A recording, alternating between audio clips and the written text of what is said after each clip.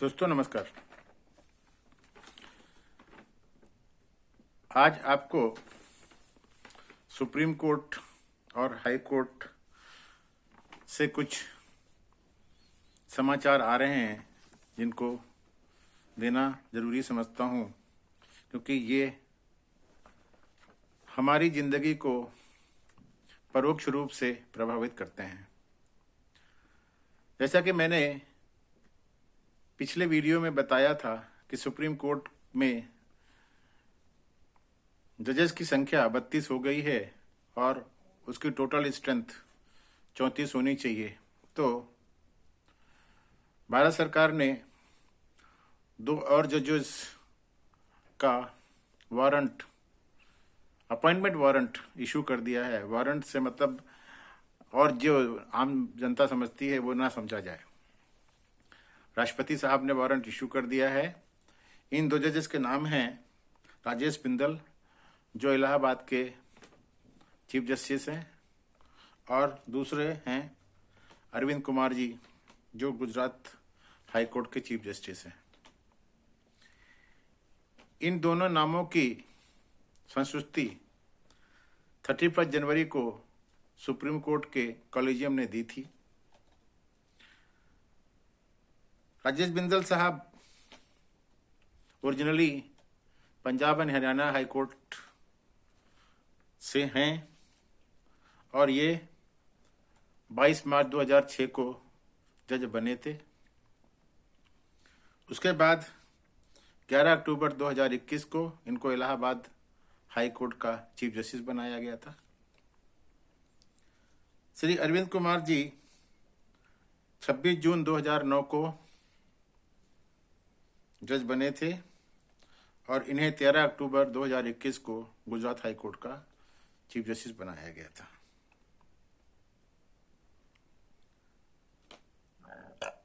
जब इनका शपथ ग्रहण समारोह हो जाएगा, जो कि शायद सोमवार को अपेक्षित है, उसके बाद इन हाई कोर्ट में जो रिक्तियां होंगी उनके बारे में सुप्रीम कोर्ट की कॉलेजियम ने पहले से ही ध्यान दिया हुआ है और उनके अपॉइंटमेंट के भी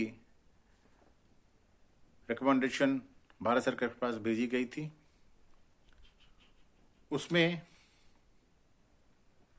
7 फरवरी को 4 जजेस को 4 हाई कोर्ट का चीफ जस्टिस बनाने का रिकमेंडेशन था, जिसमें जस्टिस सबीना को हिमाचल प्रदेश का चीफ जस्टिस बनाने की रिकमेंडेशन थी।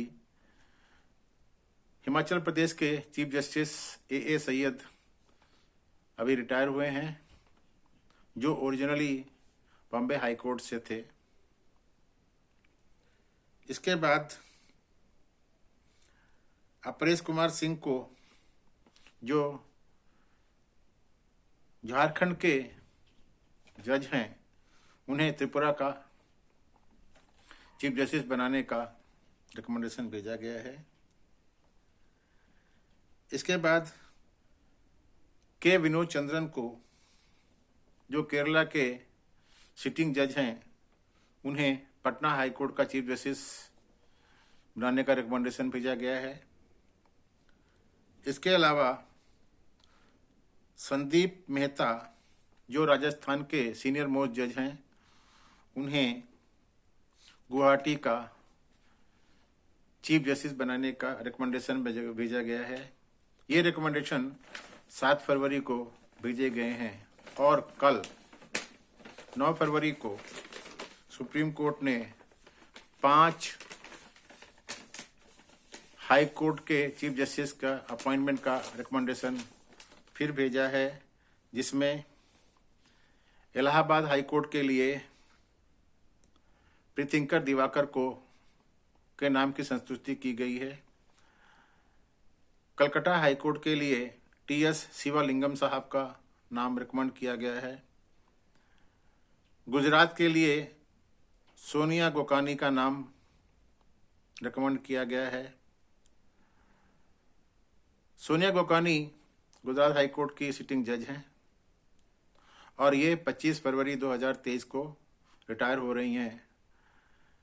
सुप्रीम कोर्ट कॉलेजियम ने आशा की है कि उनके अपॉइंटमेंट वारंट उनके रिटायरमेंट के पहले जारी हो जाएगा।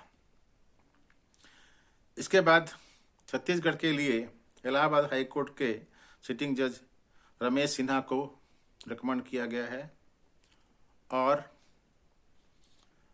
मणिपुर के लिए Jammu Kashmir and Ladakh high court के जज धीरज सिंह ठाकुर का नाम रिकमेंड किया गया है। कानून मंत्री किरण रिजिजू ने कल एक ट्वीट करके सुप्रीम कोर्ट के अपॉइंटमेंट होने वाले 2 जजेस राजेश बिंदल और अरविंद कुमार को शुभकामना संदेश दिया था। Chief justice D.Y.. चंद्रचूड़ साहब के शपथ लेने के बाद काफी दिनों तक कॉलेजियम सिस्टम के बारे में भारत सरकार और सुप्रीम कोर्ट के बीच खींचातानी चल रही थी। यहां तक कि मामला इतना गर्मा गया था कि सुप्रीम कोर्ट की division bench justice Sanjay Kaul और अभय ओका की बेंच को यह कहना पड़ा कि अगर समय पर निर्णय नहीं लिया गया तो हमें एडमिनिस्ट्रेटिव और दूसरे तरीके के एक्शन लेने पड़ते हैं।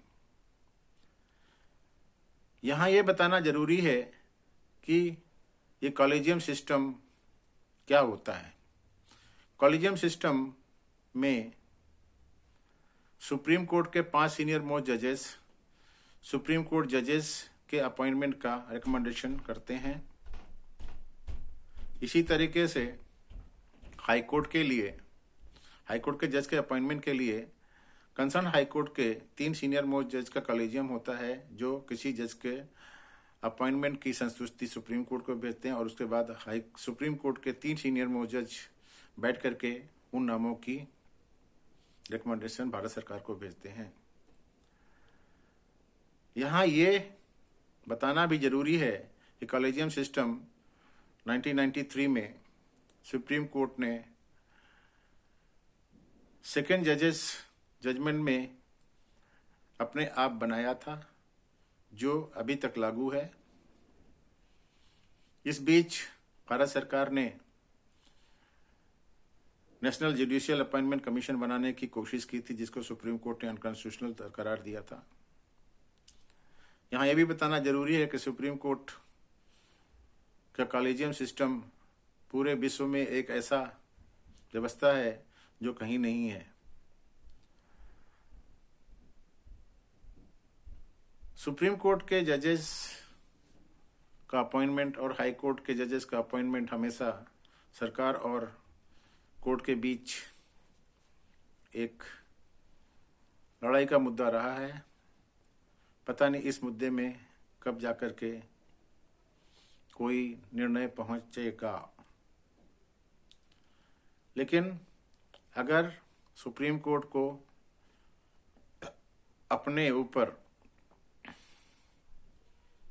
विश्वास कायम रखना है तो उन्हें क्वालिटी जजेस अपॉइंट करने पड़ेंगे, तभी सुप्रीम कोर्ट की विश्वसनीयता, जुडिशियल सिस्टम पर पब्लिक की विश्वसनीयता बढ़ेगी।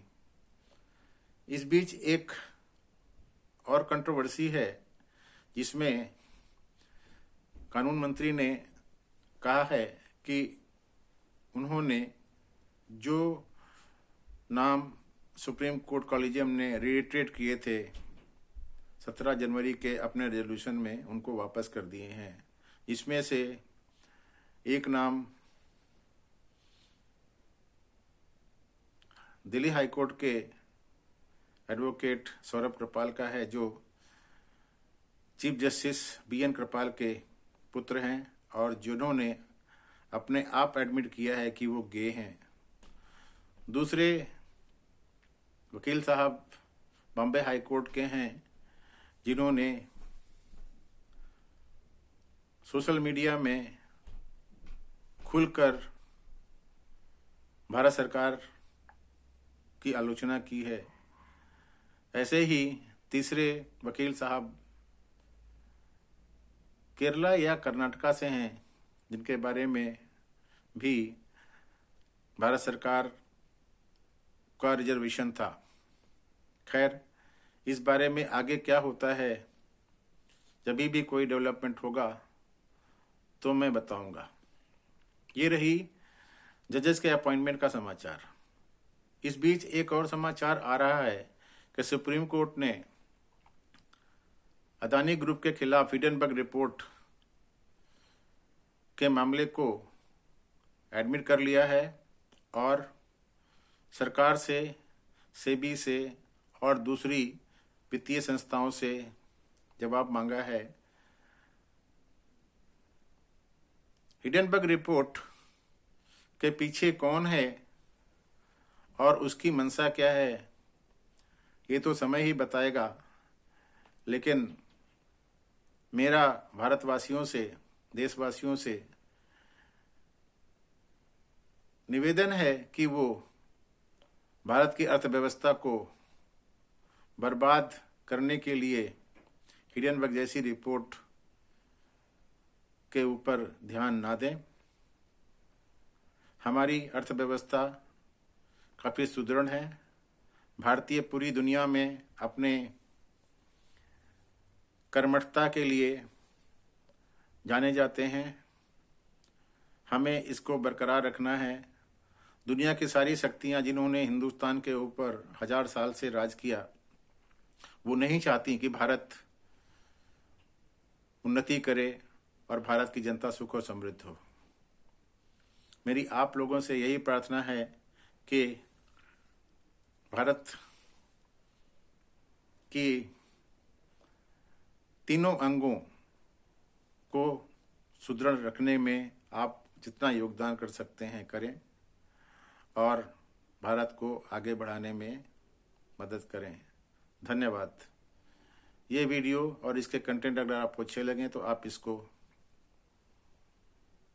लाइक करें, शेयर करें, मेरे चैनल को सब्सक्राइब करें और मेरे वीडियो में कमेंट करने को ना भूलें, जिसे पढ़ करके मुझे और अच्छे वीडियो बनाने का प्रोत्साहन मिलता है। आप लोगों को बहुत बहुत धन्यवाद। शुभ रात्रि। Take care.